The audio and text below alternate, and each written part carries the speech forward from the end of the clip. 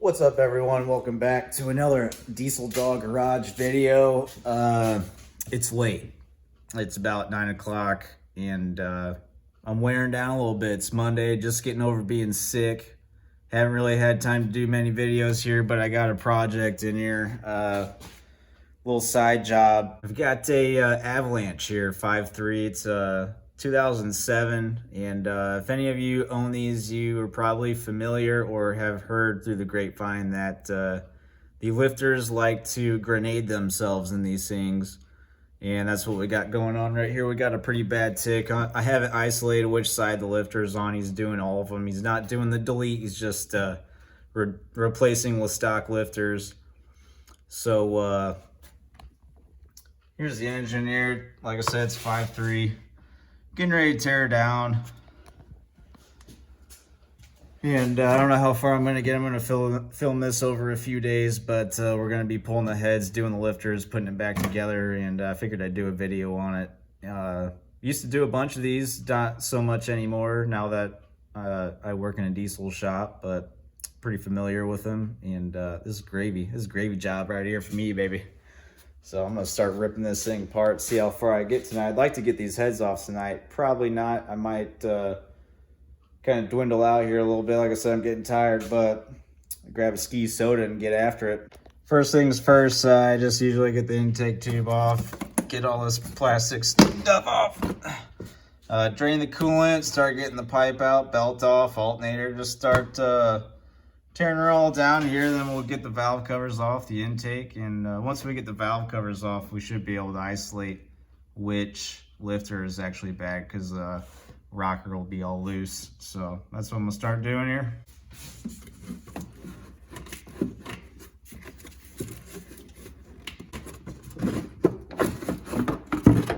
There we go.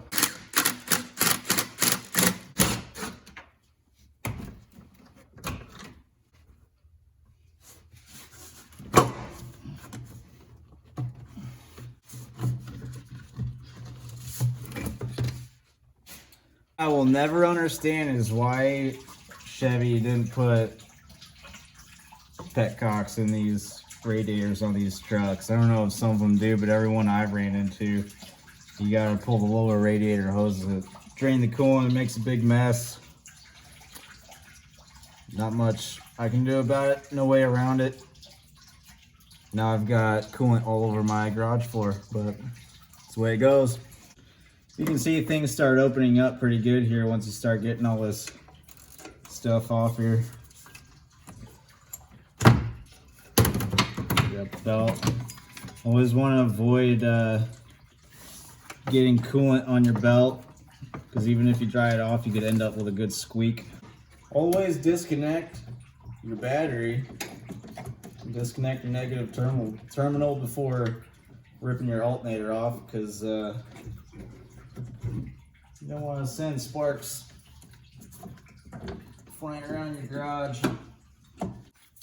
You're going to take your charging wire off the alternator, disconnect your connector. I always like to put the nut just back on the stud so you don't lose it. And we're going to rip this off and get it out of the way. These things can be a little snug in there. Usually I've got a pry bar to help get it out of there, but today all I've got is a screwdriver. But let me get it out of there. Screwdriver. There we go. Look at that. Usually they put up a little bit of fight. That one wasn't too bad. Oh boy, what's going on?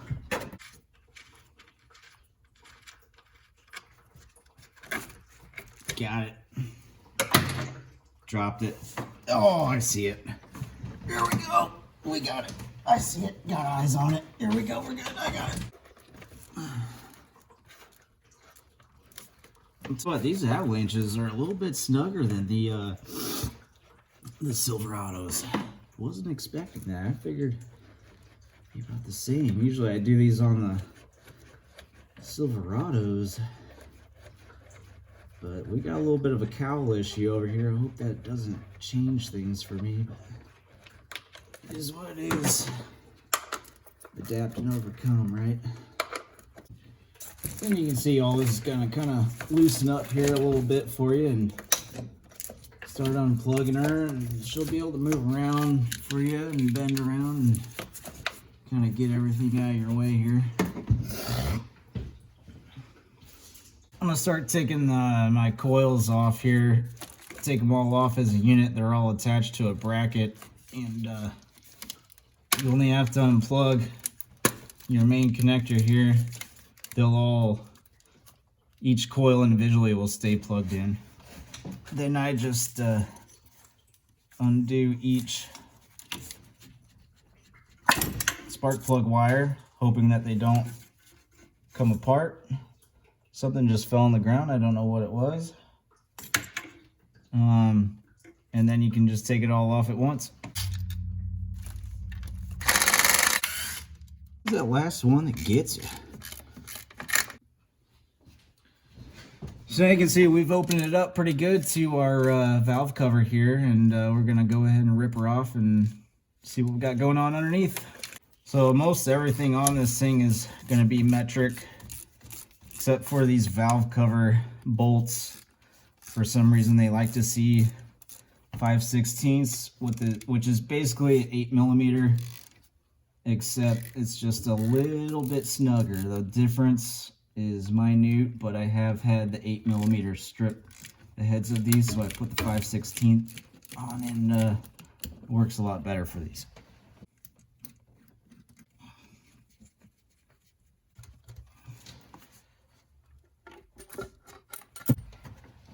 So now that we're to our rockers here, we can go ahead and check them all. Well, that seems okay. That's tight because that's being pressed down. That feels pretty good. That one's got pressure on it. That one's got pressure on it. That feels good. That feels good. That feels good. So we've eliminated this side. He's doing both sides anyways, like I said, but it doesn't look like our problem is on this side. So we'll dig into the other side and see what we got going on that side.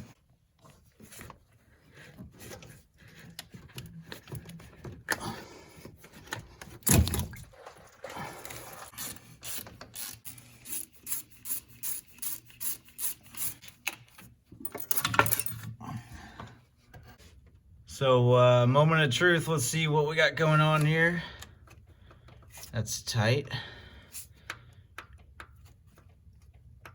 That's good. Tight.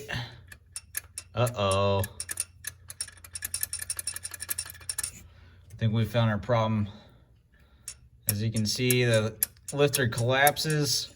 Push rod no longer has the right tension up on the rocker, and that's what happens. That's good, that's good, that's good. That one's pretty good. Looks like we've just got one bad one. Actually, these out here aren't even part of the DOD, the displacement on a man. It'd only be these two cylinders on either side. It's the inner cylinders, but you still want to check all of them. So, good find. Basically, at this point, since I can't take my intake off yet because I can't get my fuel lines loose, I'm just going to start by taking all the rockers and push rods off. Dipstick tube has to come off, and you're going to have to take this bracket loose. I just pull it loose and pull it to the side. I'll show you. But I'm going to start on that, and that's probably as far as I'm going to be able to get tonight. This dipstick tube can be a pretty healthy pain in the butt. We got our bolt loose here. Sometimes they slide right out, sometimes they do not. I've seen people destroy them, but I've always gotten them out. You just gotta be delicate. They've been in there a while. Oh, she's moving around already. She feels like she wants to come out. Oh, look at that. Perfect.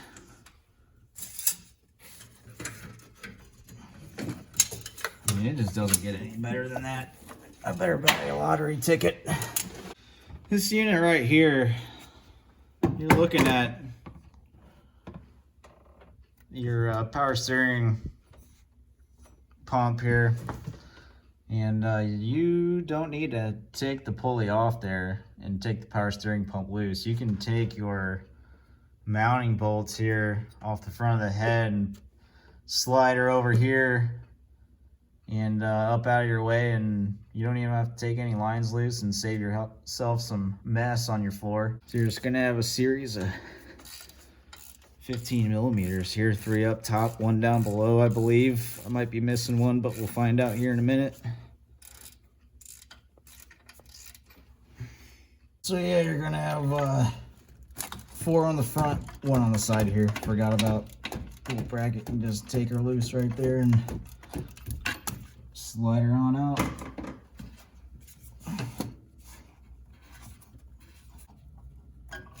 And you'll just pull that forward, kind of let it lie there. Oh yeah, she's good. So same as the valve covers, your rocker arm bolts here, also gonna want to use a 5/16. They like the smaller socket. Again, I have rounded these off too with an 8mm. 5/16. That's what you're gonna want to use. So now that your rocker bolts are all loose, you can start pulling the rocker and push rod out. I like to start at the back. It doesn't matter, but I start at the back and I start laying them out on the ground or on your workbench in accordance to how they sit in the engine. So I'll set them, you know, bump, bump, bump, bump, bump, so I can keep track of which one goes where. I like to put them right back in the hole that they came out of.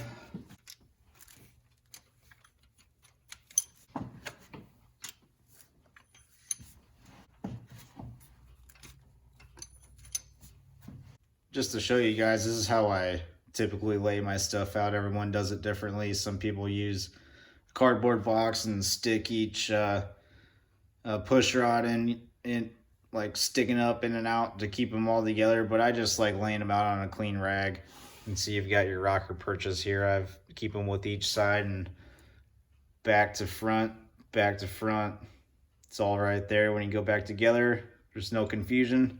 That's just how I do things. Like I said, everyone does it differently, but it works best for me. So I'd say that's a pretty good progress for one night. Got things opening up here pretty good. Once we get this intake off, it'll really open up and look like we're making progress. But I'm gonna shut her off there tonight and pick back up tomorrow. Bring my tools to get the fuel lines disconnected and get this thing ripped apart tomorrow. So I'll check you guys in. All right, guys, day 2. Ripping the intake off. Gonna rip the heads off tonight. Got the tool to get the fuel line disconnected, and I got a ski. A little tired. Been working on the turbo diesels all day. But you know, a wise man once told me, stop bitching and get to work. So try to live my life according to that motto. Anyways, gonna start ripping this stuff apart and we'll see what we got going on. So really pretty easy. These only have the one fuel line here. This is what you're after. It's gonna have a little clip on there. You're just gonna peel that off like so. And it's got little tabs in there that keep it locked into place. This is gonna be your fuel line release tool. I've got a master set, but they make cheaper ones, and let's hope this comes off nice and easy. Pushing in, release those clips, and your fuel line comes off.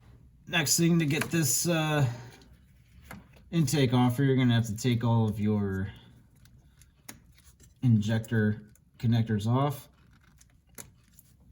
You'll have some clips. I usually use a pick, but I did not bring my pick home. So hopefully there's that one release. So we're gonna be taking those, and then you're gonna have your evap line here. We're gonna take that loose, and then whatever else connectors you still have hooked up, and then it's just gonna be some 8mm bolts. Once again, I use 5/16 on these, and yeah, I leave the injectors and everything on the intake itself. I don't take it all loose yet, so that's what we're gonna continue on here doing. Boy, there's nothing like a good dose of gasoline vapor smell. It's really just wake you up and keep you moving on through the night.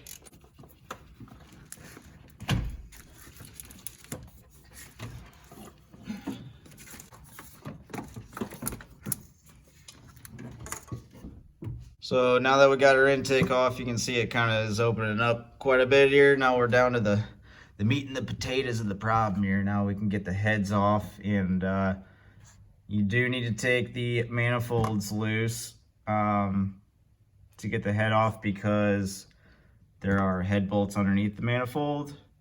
I do not take them off at the Y pipe. I'll show you how to leave the manifolds on and still be able to get your bolts loose and take your heads off.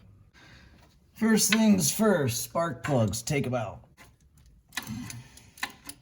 Next, you're gonna take your manifold bolts loose. Hopefully they all come out and none of them break. I already found one on the back side on this left side of the engine here, broken off. It's typical. So you can see what you'll end up with here. A lot of people probably do take these manifolds off here, but I like to just pull them loose and get them to the side. You can get on these bolts fairly easy. You're gonna have 1, 2, 3, 4, 5 bolts on the front.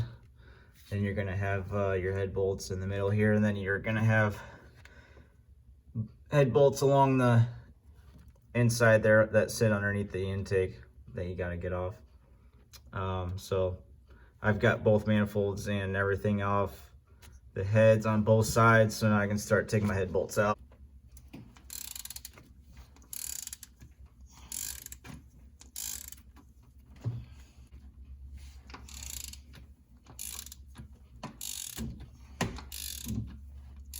All right, all head bolts are out. Time to make a mess. And she's loose. Oh, there you go. Yeah. You know, you get pretty spoiled working in a shop, having all your air tools and having shop air. I'll tell you what, my arms are burning pretty good right now. Oh, buddy. Wearing out. Rip, yank, pull, here we go. Yeah. Right. So if you're still sitting there itching your head trying to figure out why we're pulling the heads to change the lifters, here's your lifters that sit under the head. So we're going to take this 10mm bolt out here and take our lifter slides out, and I'll show you exactly why these things collapse. So as you can see, this is your DOD lifters right here, your displacement on demand lifters, and this one, she's junk. She's collapsing herself pretty good.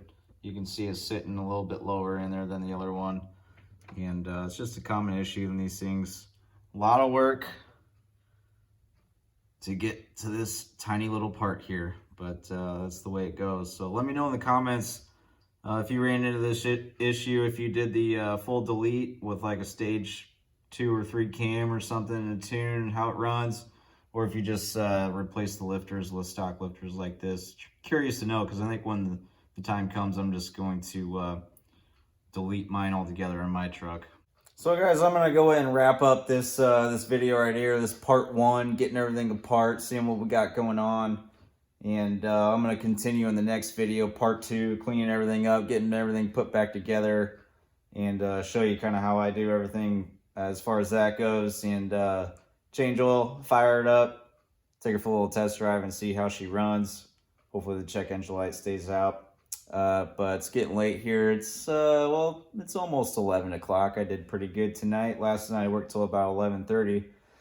So, getting tuckered out. I think I'm gonna enjoy me a can of adult water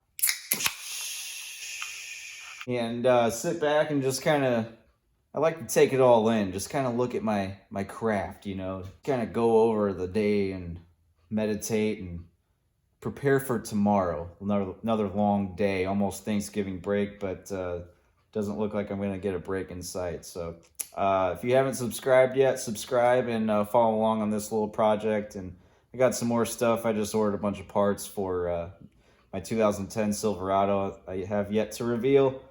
So hit the subscribe button. Thanks for checking the video. I'll see you in part 2.